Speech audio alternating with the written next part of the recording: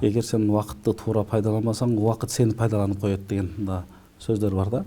Ошондуктан биз колдон келишинче баягы пайгамбарыбыздын баягы Алла Тааланын адамдарга берген эки бир жакшы нематы бар. Бирок көпчүлүгү ошону жакшы пайдалана албай калат. Бул ден соолук менен бош убакыт деген экен да. Ошондуктан баягы мүмкүнчүлүк болгон учурда бош убакытты да туура пайдаланып, ден соолукту да туура пайдаланыш керек. Эми чынында азыркы тойлордо өтө ысырап болгон учурлар да болуп атат. Анан өз чеги менен өткөргөндөр деле болуп атат да. Кайсы бир деңгээлде ага айткандай атаандашуу да болуп кетип атат да. Эми Куранда эмне дейт? Күлү вашробу вала тусрифу дейт да. Силер ичкиле жегиле макул, бирок ысырап кылбагыла дейт.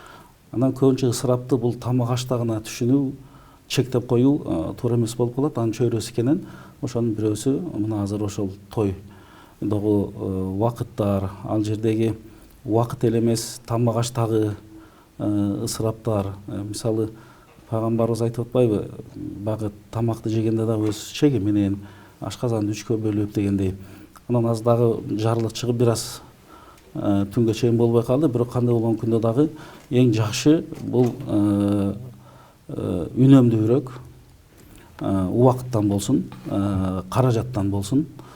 Анан эң негизгиси ошол батаны алам деген максатта болсун да. Баягы бизде пайгамбарыбыз айтат, амалдар ниетке жараша дейт. Баягы бизде кыргызда бата менен эл көгөрөт деп коебуз. Мына ошол эки жаш көгөрсүн деп атабыз да.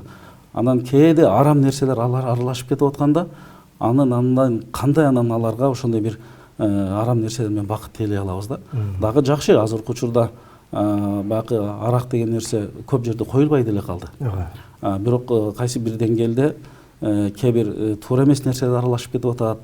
Андан кийин жанагы ошол азыр жана силер айтып кеткендей аксакалдарды чыгарып барып, ал жерде ар нерселерди аткартып, эми алар бата бере турган жаштагы аксакалдар да.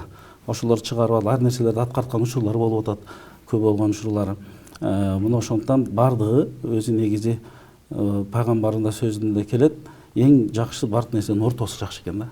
Көп да ашырып ийбеш керек, көп да баягы үнөмдөп да бербеш керек, баягы саранга окшотуп. Бирок ошол ар бир адамдын баягы исламдагы ушундай бир неме чыгат, принцип, өз баягы мүмкүнчүлүгүнө жараша. Ар бир адамдын өзүнүн социалдык мүмкүнчүлүгү бар. Азыр Кыргызстанда кимдер көп? Карыз адамдар көп.